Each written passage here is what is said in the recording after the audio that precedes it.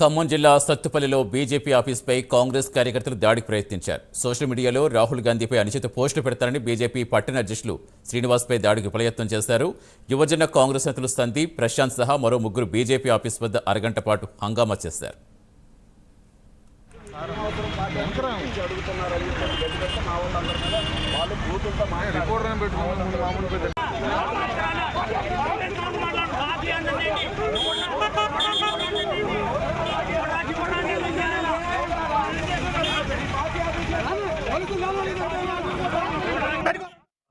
కార్యాలయంలో ఎమ్మెల్సీ ఎన్నికల నిమిత్తం సమావేశాన్ని ఏర్పాటు చేసుకోవడం జరిగింది.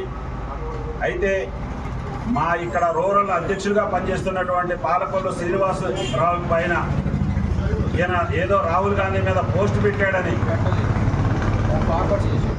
పెట్టాడనే ఉద్దేశంతో పెట్టాడని వాళ్ళు ఆరోపణ చేస్తూ ఫోన్లో బెదిరించడమే కాకుండా పార్టీ ఆఫీస్ దగ్గరికి వచ్చి దౌర్జన్యం చేసి ఇక్కడ తాగి దుర్భాషలాడి అతన్ని బెదిరించడం జరుగుతూ ఉన్నది.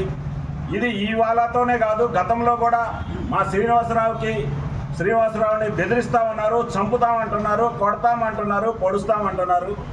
దయచేసి కాంగ్రెస్ నాయకులు గోండాలు అవ్వటం మంచి పద్ధతి కాదని చెప్పేసి మేము తెలియజేస్తూ ఉన్నాం. ఈ యొక్క సత్తుపల్లి నియోజకవర్గంలో చాలామంది ఎమ్మెల్యేలు వచ్చారు. దయచేసి ఎమ్మెల్యే గారు కూడా మీ నోటీసులోకి రావాల్సిన అవసరం ఉంది. కార్యకర్తల్లా ఉంచండి, గోండాల్లాగా తయారు చేయకండి.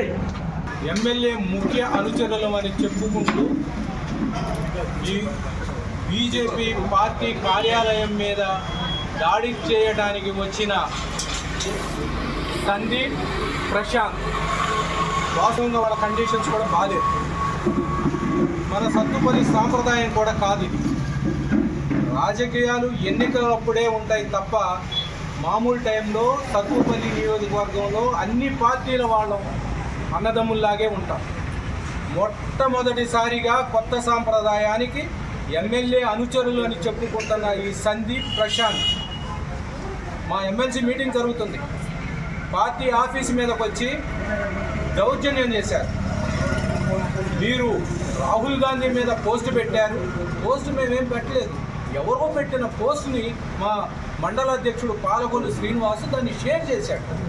ఇంతకు ముందు కూడా పాలకొల్లు శ్రీనివాస్ మీద బెదిరింపు కాల్స్ చాలా వస్తున్నాయి.